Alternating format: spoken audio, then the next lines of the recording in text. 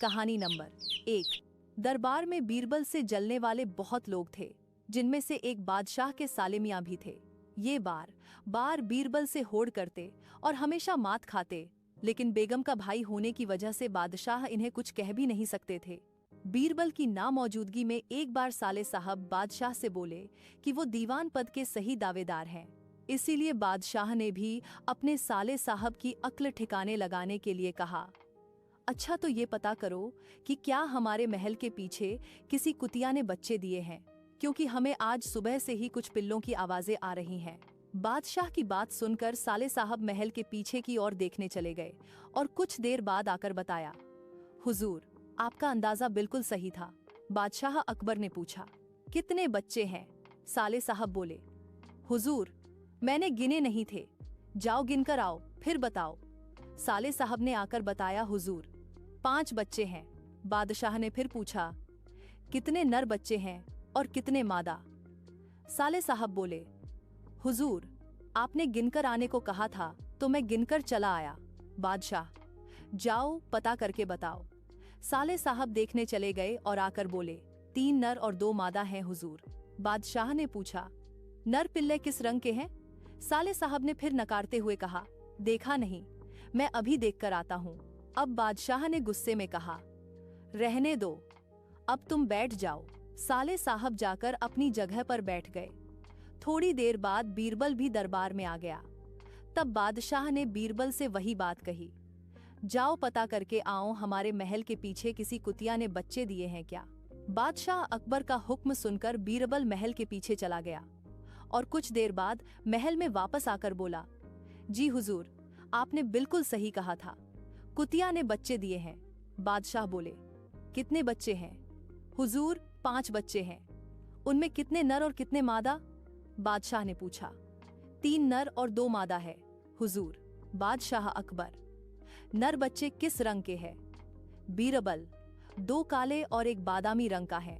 बादशाह अकबर के सभी सवालों के जवाब देने के बाद बीरबल अपने स्थान पर जाकर बैठ गया। फिर बादशाह ने अपने साले की तरफ देखा, जो कि सिर झुकाए चुपचाप बैठा था। बादशाह ने पूछा, साले साहब, क्या अब तुम्हें कुछ कहना है? साले साहब के पास बोलने के लिए अब कोई जवाब न था। वह सिर झुकाए अपने स्थान पर बैठा रहा। कहानी नंबर 2। एक बार एक महाजन को अपना चित्र बनवाने का शौक लगा। उसने एक चित्रकार को बुलवाकर अपना चित्र बनवाने को कहा। महाजन के कहे अनुसार चित्रकार ने महाजन का चित्र बनवाने में बहुत मेहनत की, लेकिन महाजन बहुत ही धूर्त व्यक्ति था। वह चित्रकार से बोला, यह चित्र ठीक नहीं बना है, इसे दोबारा बनाओ। ऐसे करते करते महाजन ने बहुत सारे चित्र बनवाकर उन्हें गलत बता दिया। अब चित्रकार समझ चुका था कि महाजन चेहरा बदलने में माहिर है और हर बार चित्र बनवाते समय चेहरा बदल लेता है। इसलिए उसने महाजन से अब तक बनाई गई सभी तस्वीरों का मेहनताना मांगा। धूर्त महाजन बोला, कैसा मेहनताना? तुमने अब तक एक भी सही चित्र नहीं बनाया है। जब तुम सही चित्र बना दोगे तो तुम्हें तुम्हारा मेहनताना मिल जाएगा। महाजन की बात सुनकर चित्रकार निराश होकर अपने घर लौट गया और अपनी पत्नी को महाजन की इस करतूत के बारे में बताया। अपने पति को परेशानी में देख उसने चित्रकार को बादशाह अकबर के दरबार में न्याय की गुहार लगाने की सलाह दी। पत्नी की बात चित्रकार को समझ आ गई और अगले ही दिन चित्रकार ने सारा हाल बादशाह अकबर के दरबार में जा सुनाया। बादशाह ने चित्रकार से सारे चित्र मंगवाए और साथ ही महाजन की भी महल में बुलवाया। सभी चित्रों को ध्यान से देखने के बाद बादशाह अकबर ने महाजन से पूछा, इन सभी चित्रों में कुछ कमी है क्या? महाजन ने कहा, जी हुजूर, इनमें से कोई भी चित्र हूबहू मेरे चेहरे जैसा नहीं है। महाजन की बात सुनकर अकबर सोच में पड़ गए और बीरबल से मामला सुलझाने को कहा। बीरबल पहले से ही दरबार में उपस्थित था और सारी बातें अच्छी तरह समझ चुका था कि महाजन चेहरे बदलने में माहिर हैं, इसीलिए चित्रकार को परेशान कर रहा है। थोड़ी देर सभी चित्रों की ओर देखने के बाद बीरबल ने भी हर एक चित्र में कमियां निकालनी शुरू कर दी और चित्रकार को 2 दिन बाद महाजन का सुंदर सा चित्र बनाकर लाने के लिए कहा और महाजन को आदेश देते हुए कहा, अगर तुम्हें चित्र पसंद आ जाए तो चित्रकार का मेहनताना देना होगा। इतना कहकर बीरबल ने दोनों को बाहर भेज दिया। कुछ देर बाद चित्रकार को वापस बुलवाया और उससे 2 दिन बाद बड़ा सा दर्पण लाने को कहा। 2 दिन बाद जब दोनों दरबार में उपस्थित हुए तो चित्रकार ने वह दर्पण महाजन के सामने रख दिया और बोला, जनाब ये चित्र तो एकदम सही है ना? महाजन बोला, लेकिन यह चित्र नहीं दर्पण है, यही तो असली चित्र है, चित्रकार ने कहा। फिर बीरबल ने भी अपने स्थान से उठकर कहा, सही तो कह रहा है चित्रकार, यह तुम्हारा ही तो चित्र है। महाजन समझ गया कि अब उसकी दाल नहीं गलने वाली है, इसलिए उसने ना चाहते हुए भी बीरबल की हाँ में हाँ मिलाते हुए चित्रकार को उसका मेहनताना दे दिया। चित्रकार ने खुशी खुशी बीरबल का शुक्रिया अदा किया और महल से अपने घर की ओर चला गया। कहानी नंबर 3। बादशाह अकबर कुछ मजाकिया इंसान थे। उन्हें मजाक बेहद पसंद था। एक दिन उन्होंने नगर के सेठों को हुक्म दे डाला कि आज से उन्हें पहरेदारी पर लगाया जाता है। यह सुनकर सेठ घबरा गए और बीरबल के पास पहुंचकर अपनी परेशानी का हल मांगने लगे। तब बीरबल ने उन्हें हिम्मत देते हुए एक तरकीब बताई और कहा कि वो सब लोग अपनी पगड़ियों को पैर में और पायजामों को सिर पर बांधकर पहरा देते हुए चिल्ला चिल्ला कर कहें, अब तो आन पड़ी हैं। दूसरी तरफ बादशाह भी अपना भेष बदलकर गश्त पर निकल पड़े। गश्त लगते वक्त बादशाह की नजर अचानक सेठों पर पड़ी। उनका ये निराला रूप देखकर बादशाह हौंसते हौंसते लौटपोट हो गए और उनसे पूछा, ये सब हैं? तब सेठों का मुखिया बोला, जहां अपना हम लोग पुश्तों से गुड़ और तेल बेचते आए, भला हमसे पहरेदारी कहाँ हो पाएगी। बादशाह अकबर समझ गए कि ये बीरबल की ही तरकीब है और अपना हुक्म वापस ले लिया। कहानी नंबर 4। रोशन जीवन के अंतिम पड़ाव में था, इसलिए वह तीर्थ यात्रा पर जाना चाहता था। उसने अपने जीवन भर की कमाई एक जगह एकत्रित कर रखी थी। जब उसके मन में तीर्थ यात्रा पर जाने का ख्याल आया तो उसने उसमें से कुछ अशर्फियां निकाल ली और बाकी बची हुई 1000 अशर्फियां एक थैली में भर ली और अपने मित्र दीनानाथ को देते हुए बोला, मित्र, यह मेरे जीवन भर की कमाई है। अब मैं तीर्थ यात्रा पर जा रहा हूँ। अगर मैं 1 साल के अंदर नहीं आ पाया तो तुम इन्हें किसी नेक काम में खर्च कर लेना। 1 साल तक ये अशर्फियां तुम्हारे पास मेरी एक अमानत है। अगर मैं आ जाऊंगा तो मैं आकर वापस ले लूंगा। दीनानाथ ने कहा, आप चिंता ना करें, मैं आपकी ये अमानत संभाल कर रखूंगा। आप बिना चिंता किए आराम से तीर्थ यात्रा पर चले जाइए। दीनानाथ की बात पर यकीन कर रोशन चला गया। इतना सारा धन देखकर दीनानाथ का मन बदल गया और उसने उन सारी अशर्फियों को हजम करने की ठान ली।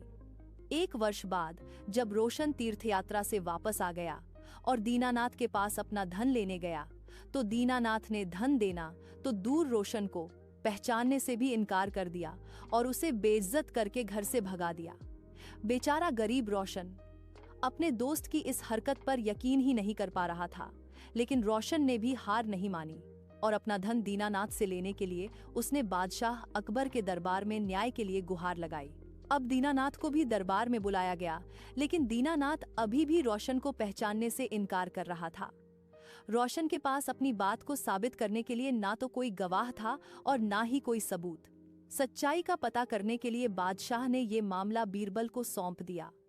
बीरबल ने दोनों से दोबारा पूछताछ की, लेकिन दीनानाथ अपनी बात पर अटल रहा। बीरबल ने रोशन से पूछा, तुमने किसके सामने अपना धन दीनानाथ को दिया था? हुजूर, बस एक आम के पेड़ के नीचे मैंने धन दिया था और कोई गवाह नहीं था। इसका मतलब तुम्हारा गवाह आम का पेड़ है। जाओ तो उस आम के पेड़ से कहो कि वो तुम्हारे पक्ष में गवाही दे। अगर वो ना माने तो उसकी मिन्नतें करना, लेकिन पेड़ को गवाही के लिए लेकर आना, तभी तुम्हारा धन तुम्हें वापस मिल सकता है। बेचारा रोशन बड़बड़ाता हुआ चला गया। पेड़ भी भला गवाही दे सकता है। दीनानाथ और बीरबल महल में ही रोशन का इंतजार करने लगे। जब कुछ समय गुजर गया तो बीरबल बोला, अब तक तो रोशन आम के पेड़ के पास पहुंच गया होगा और उससे मिन्नतें कर रहा होगा। तभी दीनानाथ बोला, रोशन तो वृद्ध आदमी है, वो इतनी जल्दी वहां नहीं पहुंच सकता। अभी तो उसे काफी समय लग जाएगा क्योंकि वहां का रास्ता भी साफ नहीं है। बीरबल शांत होकर रोशन का इंतजार करने लगे। बहुत देर बाद रोशन महल में आया और बोला, महाराज, मैंने पेड़ से बहुत मिन्नतें की, लेकिन वो वही का वही खड़ा रहा। अब आप ही बता दीजिए मैं क्या करूं। बीरबल ने रोशन को आश्वासन देते हुए कहा, तुम चिंता मत करो, पेड़ तुम्हारे पक्ष में गवाही देकर चला गया है। दीनानाथ ने आश्चर्यचकित होकर पूछा, पेड़ कब आया? मैं तो कब से यही बैठा हुआ हूँ। बीरबल बोले, दीनानाथ, जब मैंने तुमसे पूछा था कि रोशन उस पेड़ के पास पहुंच गया होगा, तो तुमने तुरंत इनकार कर दिया। इसका मतलब कि तुम उस जगह के बारे में अच्छी तरह जानते थे, लेकिन तुम झूठ बोल रहे थे। अब तुम सीधे सीधे अशरफियों के बारे में बताते हो या मैं अपने तरीके से पूछूं? बेचारे दीनानाथ ने डर के मारे सब कबूल कर लिया। उसने रोशन से माफी मांगकर उसका सारा धन वापस कर दिया। कहानी नंबर 5। अकबर का साला हमेशा से ही बीरबल की जगह लेना चाहता था। अकबर जानते थे कि बीरबल की जगह ले सके ऐसा बुद्धिमान इस संसार में कोई नहीं है। फिर भी जोरू के भाई को वह सीधी ना नहीं बोल सकते थे। ऐसा करके वह अपनी लाडली बेगम की बेरुखी मोल नहीं लेना चाहते थे। इसीलिए उन्होंने अपने साले साहब को एक कोयले से भरी बोरी दे दी और कहा कि जाओ और इसे हमारे राज्य के सबसे मक्कार और लालची सेठ दमड़ीलाल को बेचकर दिखाओ। अगर तुम यह काम कर गए तो तुम्हें बीरबल की जगह वजीर बना दूंगा। अकबर की इस अजीब शर्त को सुनकर साला अचंभे में पड़ गया। वह कोयले की बोरी लेकर चला तो गया, पर उसे पता था कि वह सेठ किसी की बातों में नहीं आने वाला, ऊपर से वह उल्टा उसे ही चूना लगा देगा। हुआ भी यही, सेठ दमड़ीलाल ने कोयले की बोरी के बदले एक ढेला भी देने से इनकार कर दिया। साला अपना सा मुंह लेकर अक्सर के पास वापस लौट आया और अपनी हार स्वीकार कर ली। अब अकबर ने वही काम बीरबल को करने को कहा। बीरबल कुछ सोचे और फिर बोले कि सेठ दमड़ीलाल जैसे मक्कार और लालची सेठ को यह कोयले की बोरी क्या मैं सिर्फ कोयले का एक टुकड़ा ही 10,000 रुपये में बेच आऊंगा। यह बोलकर वह तुरंत वहां से रवाना हो गए। सबसे पहले उसने एक दर्जी के पास जाकर एक मखमली कुर्ता सिलवाया, हीरे मोती वाली मालाएं गले में डाली, महंगी जूती पहनी और कोयले को बारीक सुरमे जैसा पिसवा लिया। फिर उसने पिसे कोयले को एक सुरमे की छोटी चमकदार डिब्बी में भर लिया। इसके बाद बीरबल ने अपना भेष बदल लिया और एक मेहमान घर में रुककर इश्तिहार दे दिया कि बगदाद से भे शेख आए हैं, जो करिश्माई सुरमा बेचते हैं, जिसे आंखों में लगाने से मरे हुए पूर्वज दिख जाते हैं, और यदि उन्होंने कहीं कोई धन गाड़ा है तो उसका पता बताते हैं। यह बात शहर में आग की तरह ऐली। सेठ दमड़ीलाल को भी ये बात पता चली। उसने सोचा जरूर उसके पूर्वजों ने कहीं न कहीं धन गाड़ा होगा। उसने तुरंत शेख बने बीरबल से संपर्क किया और सुरमे की डिब्बी खरीदने की पेशकश की। शेख ने डिब्बी के 20,000 रुपए मांगे और मोल भाव करते करते 10,000 में बात तय हुई। पर सेठ भी होशियार था। उसने कहा, मैं अभी तुरंत ये सुरमा लगाऊंगा और अगर मुझे मेरे पूर्वज नहीं दिखे तो मैं पैसे वापस ले लूंगा। बीरबल बोला, बिल्कुल आप ऐसा कर सकते हैं। चलिए शहर के चौराहे पर चलिए और वहां इसे जांच लीजिए। सुरमे का चमत्कार देखने के लिए भीड़ इकट्ठा हो गई। तब बीरबल ने ऊंची आवाज में कहा, ये सेठ अभी ये चमत्कारी सुरमा लगाएंगे और अगर ये उन्हीं की औलाद हैं जिन्हें ये अपना माँ बाप समझते हैं तो इन्हें इनके पूर्वज दिखाई देंगे और गड़े धन के बारे में बताएंगे। लेकिन अगर गड़े धन के बारे में बताएंगे, आपके माँ बाप में से किसी ने भी बेईमानी की होगी और आप उनकी असल औलाद नहीं होंगे तो आपको कुछ भी नहीं दिखेगा। और ऐसा कहते ही बीरबल ने सेठ की आंखों में सुरमा लगा दिया।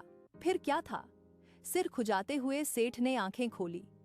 अब दिखना तो कुछ था नहीं, पर सेठ करे भी तो क्या करे। अपनी इज्जत चाने के लिए सेठ ने 10,000 बीरबल के हाथ थमा दिए और मुंह फुलाते हुए आगे बढ़ गए।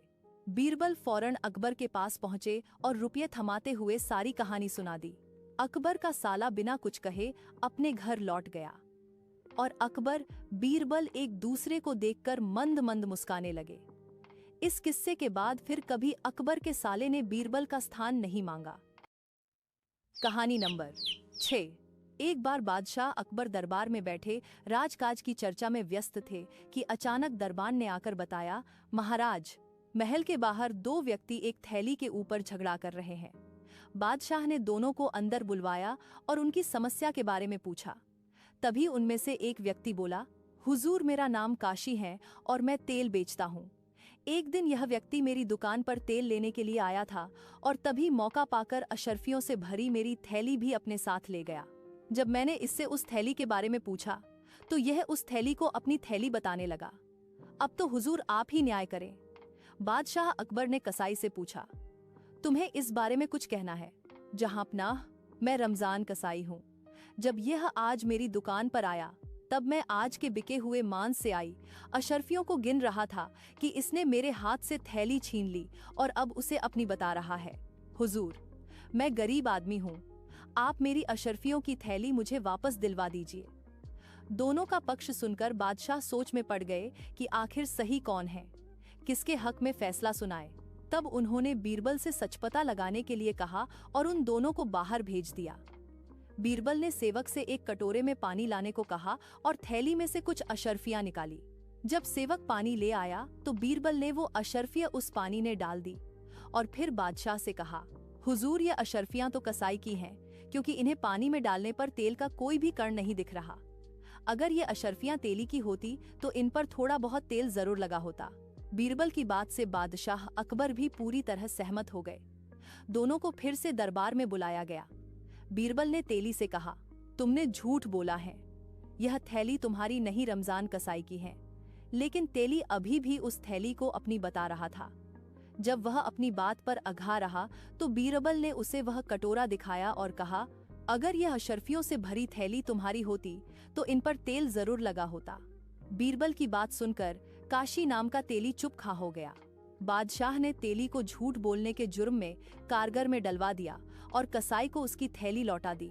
कहानी नंबर 7। एक बार की बात है, बीरबल अपने गांव से गुजर रहे थे कि तभी उन्हें किसी के रोने की आवाज सुनाई दी।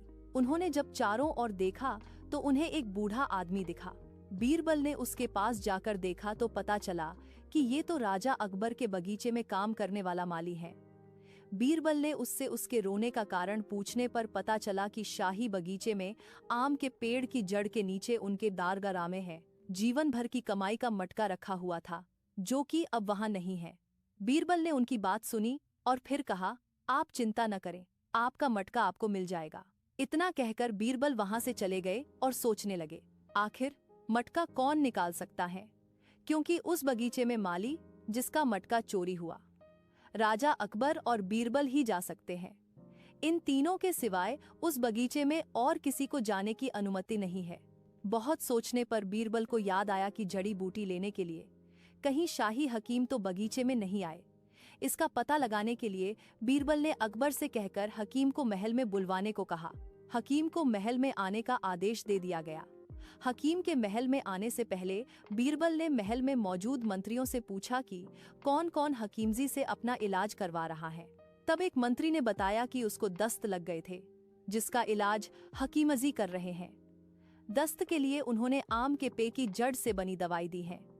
हकीमजी महल में पहुंच जाते हैं तो बीरबल उनसे कहते हैं, हकीमजी, मुझे दस्त की परेशानी हो गई है, इसके लिए आपके पास कोई दवाई हो तो मुझे दे दीजिए, जिससे कि ये जल्दी से जल्दी ठीक हो जाए। इतना सुनकर हाकिम जी बोले, मेरे पास एक ऐसी दवाई है जिससे कि आपके दस्त ठीक हो जाएंगे। मैंने ये दवाई मंत्री को भी दी थी, लेकिन ये दवाई कवेल शाही बगीचे में लगे आम के पेड़ की जड़ से ही बन सकती है। जैसे ही हकीम जी ने ये कहा, बीरबल तुरंत समझ गए कि मटका इन्होंने ही निकाला है। बीरबल ने कहा, अब आप सिक्कों से भरे मटके के बारे में खुद बताएंगे या हम अपने तरीके से पूछें? हकीम ने कहा, हुजूर, मुझे माफ कर दीजिए, मुझे लगा ये मटका बहुत पहले का दबा हुआ है, इसलिए मैंने उसे निकाल लिया। अकबर ने बीरबल की तारीफ करते हुए कहा, तुमने आज फिर अपनी बुद्धिमानी से मटका चोरी करने वाले को पकड़ लिया। मटका चोरी करने की वजह से अकबर ने हकीम से शाही पद छीनने का आदेश दिया, लेकिन बीरबल ने कहा, इन्होंने तो सच बता दिया था, इसीलिए इन्हें सजा नहीं मिलनी चाहिए। जिस माली का मटका चोरी हुआ था उसे महल में बुलाया गया और उससे पूछा कि मटके में क्या था। माली ने बताया, 120 सोने के सिक्के। बीरबल ने कहा, ये आपकी गलती थी कि आपने मटके को जमीन में छुपाया, इसीलिए आपके मटके में से 10 सिक्के हकीमजी की सच्चाई के लिए इन्हें दिए जाते हैं, ताकि आगे से कोई ऐसी गलती न करे। बीरबल का ये तर्क सुन राजा अकबर बहुत खुश हुए। कहानी नंबर 8। एक बार श्रीलंका के राजा ने अपने दूत को राजा अकबर के दरबार में भेजा और उससे कहा कि वह राजा अकबर से कहे कि हमें एक घड़े में बुद्धि भरकर भेज दें। दूत ने अपने राजा के एक घड़े में बुद्धि भरकर भेज दें। आपके महल में बहुत से बुद्धिमान लोग अपनी बुद्धिमता के लिए विख्यात हैं। कहे अनुसार अकबर से कहा, महाराज, इसलिए हमारे महाराज ने आपके महल से एक घड़े में बुद्धि मांगी है। दूत की ये बात सुन महल में बैठे सभी मंत्री और राजा दूत को आश्चर्य से देखने लगे और पूरे दरबारी और मंत्री एक दूसरे से बातें करने लगे कि ये कैसा निवेदन है। इतने में राजा अकबर ने दूत से कहा, क्या श्रीलंका के राजा हमें पागल बनाना चाहते हैं? ऐसा कैसे हो सकते हैं? घड़े में बुद्धि कैसे जा सकती है? राजा अकबर की बात सुनकर बीरबल बोले, महाराज, हम घड़े में बुद्धि भेज देंगे, मगर उसमें कुछ समय लगेगा। दूत ने कहा, ठीक है, हम इंतजार कर लेंगे, लेकिन बुद्धि घड़े में ही देनी पड़ेगी। बीरबल ने घर जाकर अपने सेवक से छोटे मुंहों वाले घड़े लाने को कहा। सेवक 1 दर्जन घड़े लेकर आ गया। फिर उन्हें ऐसे खेत में ले जाया गया जहां पर कद्दू लगे थे। बीरबल भी उस खेत में पहुंच गए और छोटे छोटे कद्दू ढूंढकर उन्हें घड़े के अंदर डाल दिया और खेत के किसान को आदेश दिया कि इन घड़ों को जब तक न छेहा जाए जब तक कि वो खुद आदेश ना दे दें। कुछ दिनों बाद बीरबल से बुद्धि के घड़े के बारे में पूछा गया तो बीरबल ने कहा, महाराज, अभी घड़ों में बुद्धि भरने में कुछ सप्ताह का समय और लगेगा, जब तक घड़े में बुद्धि अच्छी तरह भर जाएगी। कुछ सप्ताह बाद बीरबल घड़े की जांच करने गए तो उन्होंने देखा कि कद्दू अब बिल्कुल घड़े के आकार के हो चुके हैं।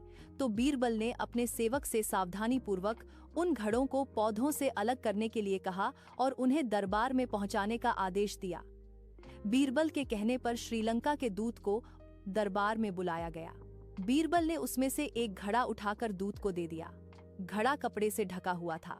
घड़ा देते वक्त बीरबल ने दूत से कहा, अपने महाराज से कहना कि बुद्धि निकालकर हमारा घड़ा हमें ऐसे ही लौटा दिया जाए और वो कहीं से टूटे फूटे ना, नहीं तो बुद्धि का फल लाभकारी नहीं होगा। यह बात सुनकर दूत ने बड़ी जल्दी घड़े के अंदर देखा और पीछे हट गया। बीरबल ने अपनी बात को पूरी करते हुए कहा, अपने महाराज से ये भी कहना कि हमारे पास ऐसे और भी घड़े हैं, अगर उन्हें जरूरत हो तो शीघ्र ही मंगा ले, नहीं तो क्या पता कोई जरूरतमंद उन्हें मंगा ले। दूत ने सोचा कि उसके महाराज को इन्हें ऐसी चुनौती नहीं देनी चाहिए थी, क्योंकि बीरबल ने उन्हें अपनी बुद्धि द्वारा पराजित कर दिया था। यह सोचते हुए दूत ने चुपचाप घड़ा उठाया और वहां से चला गया। दूत के जाने के बाद राजा अकबर ने भी बुद्धि के घड़े को देखने की इच्छा जताई तो बीरबल ने उन्हें वो घड़ा दिखाया। घड़ा देखते ही राजा हौस पे, क्योंकि उसके अंदर कद्दू था। राजा अकबर ने कहा, बीरबल, तुमने श्रीलंका के राजा को सच में ऐसी बुद्धि भेजी है जिसे वो जिंदगी भर नहीं भूल पाएंगे। कहानी नंबर 9। बादशाह अकबर के 9 रत्नों में से 2 रत्न बीरबल और तानसेन में एक बार किसी बात को लेकर विवाद हो गया। विवाद इतना बढ़ गया कि दोनों में से कोई भी पीछे नहीं हटना चाहता था। जब विवाद का कोई हल नहीं निकला तो दोनों बादशाह की शरण में गए। बादशाह को अपने दोनों ही रत्न बहुत प्यारे थे, इसीलिए वो किसी को भी नाराज नहीं करना चाहते थे। उन्होंने किसी और से फैसला कराने की राय दी। बीरबल ने पूछा, हुजूर, जब आपने किसी और से फैसला कराने की राय दी है तो कृपा करके ये भी बता दें कि हम किस महान व्यक्ति से अपना फैसला कराएं। तब महाराज ने महाराणा प्रताप का नाम सुझाया और कहा, मुझे पूरा यकीन है कि वो तुम्हारी मदद जरूर करेंगे। बादशाह अकबर की सलाह पर दोनों महाराणा प्रताप से मिले और अपना अपना पक्ष रखा। दोनों की बातें सुनकर महाराणा प्रताप सोच में पड़ गए। तभी तानसेन ने अपनी मधुर आवाज में रागिनी गानी शुरू कर दी, जिसे सुनकर महाराणा प्रताप मदहोश होने लगे। तब बीरबल ने देखा कि तानसेन अपनी रागिनी से महाराणा प्रताप को अपने पक्ष में कर रहे हैं, तो बीरबल से भी रहा ना गया और बोले, महाराणा जी, अब मैं आपको एक सच बात बताने जा रहा हूँ। जब हम दोनों आपके पास आ रहे थे तो हमने पुष्कर जी में जाकर प्रार्थना की थी कि अगर मेरा पक्ष सही होगा तो मैं 100 गाय दान करूंगा, और मियाँ तानसेन का पक्ष सही हुआ तो वो 100 गायों की कुर्बानी देंगे। ऐसा उन्होंने अपनी मन्नत में मांगा था। महाराणा जी, अब 100 गायों की जिंदगी आपके हाथ में है। महाराणा एक हिंदू शासक थे, इसीलिए वो गोहत्या के बारे में सोच भी नहीं सकते थे। बीरबल की ये बात सुनकर वो चौंक गए और उन्होंने तुरंत बीरबल के पक्ष में फैसला सुना दिया। जब ये बात बादशाह को पता चली तो वो बहुत हौंसे। कहानी नंबर 10। बादशाह अकबर का दरबार लगा हुआ था। सभी दरबारियों में आपस में कुछ खुसर पुसर चल रही थी। तभी एक सभासद ने बादशाह अकबर से पूछा, हुजूर, ऐसा कौन सा प्रश्न है जो केवल बीरबल बता सकता है, हम नहीं? सभासद की बात सुनकर बादशाह अकबर पहले थोड़ा शांत हो गए, फिर कुछ देर बाद कहा, अच्छा बताओ, इस समय दरबार में बैठे लोगों के मन में क्या चल रहा है? अकबर की बात सुन वह सभासद बोला, जहांपनाह, लोगों के मन में क्या है यह तो सिवाय खुदा के और कोई नहीं बता सकता। अगर बीरबल बता दे तो हम जाने। बादशाह ने उसी समय बीरबल को बुलाने का हुक्म दिया। बड़े ही अदब से बीरबल दरबार में पेश हुआ। उसके सामने भी बादशाह ने यही प्रश्न दोहराया, बताओ, इस समय दरबार में बैठे सभी लोगों के मन में क्या चल रहा है? बीरबल ने फौरन दरबारियों की तरफ देखते हुए कहा, हुजूर, इस समय तो सबके मन में एक ही बात है कि यह दरबार सदा इसी तरह भरा रहे और बादशाह सलामत हमेशा स्वस्थ और जिंदा रहे। बीरबल का जवाब सुनकर सभी दरबारी एक दूसरे का मुंह ताकने लगे और फिर सभी दरबारियों ने बीरबल की बात को मान लिया, क्योंकि मना करने पर मौत किसको बुलानी थी। बेचारा सभासद बादशाह के सामने सिर झुकाए बैठा रहा। बादशाह अकबर बीरबल का ऐसा जवाब सुनकर बड़े प्रसन्न हुए और बदले में उसे इनाम दिया। कहानी नंबर 11। अकबर के महल में कई कीमती सजावट की वस्तुएं थीं, लेकिन एक गुलदस्ते से अकबर को खास लगाव था। इस गुलदस्ते को अकबर हमेशा अपनी पलंग के पास रखवाते थे। एक दिन अचानक महाराज अकबर का कमरा साफ करते हुए उनके सेवक से वह गुलदस्ता टूट गया। सेवक ने घबराकर उस गुलदस्ते को जोड़ने की बहुत कोशिश की, लेकिन नाकाम रहा। हार कर उसने टूटा गुलदस्ता कूड़ेदान में फेंक दिया और दुआ करने लगा कि राजा को इस बारे में कुछ पता न चले। कुछ देर बाद महाराज अकबर जब महल लौटे तो उन्होंने देखा कि उनका प्रिय गुलदस्ता अपनी जगह पर नहीं है। राजा ने सेवक से उस गुलदस्ते के बारे में पूछा तो सेवक डर के मारे कांपने लगा। सेवक को जल्दी में कोई अच्छा बहाना नहीं सूझा, तो उसने कहा कि महाराज, उस गुलदस्ते को मैं अपने घर ले गया हूँ ताकि अच्छे से साफ कर सकूं। यह सुनते ही अकबर बोले, मुझे तुरंत वो गुलदस्ता लाकर दो। अब सेवक के पास बचने का कोई रास्ता नहीं था। सेवक ने महाराज अकबर को सच बता दिया कि वो गुलदस्ता टूट चुका है। यह सुनकर राजा आग बबूला हो गए। क्रोध में राजा ने उस सेवक को फांसी की सजा सुना दी। राजा ने कहा, झूठ मैं बर्दाश्त नहीं करता हूँ। जब गुलदस्ता टूट ही गया था तो झूठ बोलने की क्या जरूरत थी। अगले दिन इस घटना के बारे में जब सभा में जिक्र हुआ तो बीरबल ने इस बात का विरोध किया। बीरबल बोले कि झूठ हर व्यक्ति कभी न कभी बोलता ही है। किसी के झूठ बोलने से अगर कुछ बुरा या गलत नहीं होता तो झूठ बोलना गलत नहीं है। बीरबल के मुंह से ऐसे शब्द सुनकर अकबर उसी समय बीरबल पर भड़क गए। उन्होंने सभा में लोगों से पूछा कि कोई ऐसा है यहाँ जिसने झूठ बोला हो।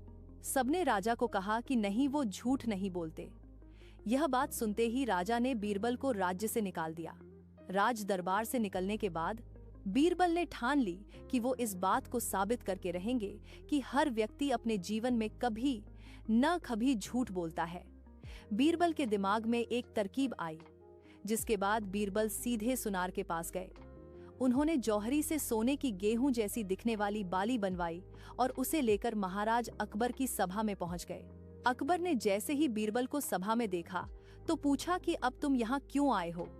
बीरबल बोले, जहांपनाह, आज ऐसा चमत्कार होगा जो किसी ने कभी नहीं देखा होगा। बस आपको मेरी पूरी बात सुननी होगी। राजा अकबर और सभी सभापतियों की जिज्ञासा बढ़ गई और राजा ने बीरबल को अपनी बात कहने की अनुमति दे दी। बीरबल बोले, आज मुझे रास्ते में एक सिद्ध पुरुष के दर्शन हुए। उन्होंने मुझे यह सोने से बनी गेहूं की बाली दी है और कहा कि इसे जिस भी खेत में लगाओगे वहां सोने की फसल उगेगी। अब इसे लगाने के लिए मुझे आपके राज्य में थोड़ी सी जमीन चाहिए। राजा ने कहा, यह तो बहुत अच्छी बात है, चलो हम तुम्हें जमीन दिला देते हैं। अब बीरबल कहने लगे कि मैं चाहता हूं कि पूरा राज दरबार यह चमत्कार देखे। बीरबल की बात मानते हुए पूरा राज दरबार खेत की ओर चल पड़ा। खेत में पहुंचकर बीरबल ने कहा कि इस सोने से बनी गेहूं की बाली से फसल तभी उगेगी जब इसे ऐसा व्यक्ति लगाए जिसने जीवन में कभी झूठ न बोला हो। बीरबल की बात सुनकर सभी राजदरबारी खामोश हो गए और कोई भी गेहूं की बाली लगाने के लिए तैयार नहीं हुआ। राजा अकबर बोले कि क्या राजदरबार में कोई ऐसा व्यक्ति नहीं है जिसने अपने जीवन में कभी झूठ न बोला हो? सभी खामोश थे। बीरबल बोले, जहांपनाह, अब आप ही इस बाली को खेत में रोप दीजिए। बीरबल की बात सुनकर महाराज का सिर झुक गया। उन्होंने कहा, बचपन में मैंने भी कई झूठ बोले हैं, तो मैं इसे कैसे लगा सकता हूँ। इतना कहते ही बादशाह अकबर को यह बात समझ आ गई कि बीरबल सही कह रहे थे कि इस दुनिया में कभी सभी झूठ बोलते हैं। इस बात का एहसास होते ही अकबर उस सेवक की फांसी की सजा को रोक देते हैं।